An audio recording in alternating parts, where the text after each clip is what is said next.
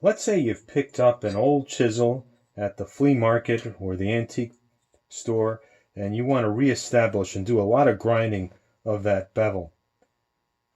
Most people will take it to the electric grinder. The problem with that is it's very easy to overheat the metal, ruin the temper, and then you've got to really grind down past that bluing in order for the metal to be hardened again. I prefer to use one of these hand crank wheels from an antique store, and this is very cheap. You can get them for 10 or 15 bucks. You get a new wheel for this. In addition to the hand crank, there's also a tool rest here, which is made by Veritas, and there's this jig that helps to keep the chisel perpendicular with this guide pin, as well as this other pin that's within the clamp. So you put the rest onto the, you just put the guide onto the rest, and then you go ahead and crank away.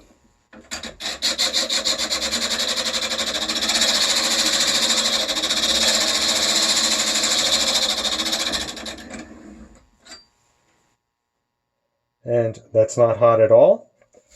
So that's my preferred way. You could buy a very expensive water-cooled system, but this works really well for establishing a new bevel. Then you take this to the diamond stones or whatever sharpening stones that you have.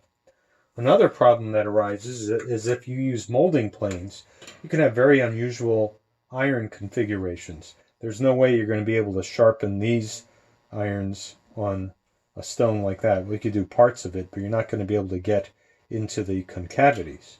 So for that, I'll use either this Norton 1/8 inch stone on a hand crank, or you can pick up one of these metal grinding wheels, and that'll get into the narrowest concavities. And for this, I have a rest. Now, you can't use the tool jig like you can with chisels, because you have to move this up and down. But you would just move this up and down and work that bevel. So that's my cheap, quick, easy solution to reestablishing bevels on cutters and chisels and plane blades. Once you've established the bevel, you really don't need these tools all that much. You can then go to ceramic or diamond stones or other sharp slipstones and finish sharpening up these when they become slightly dull.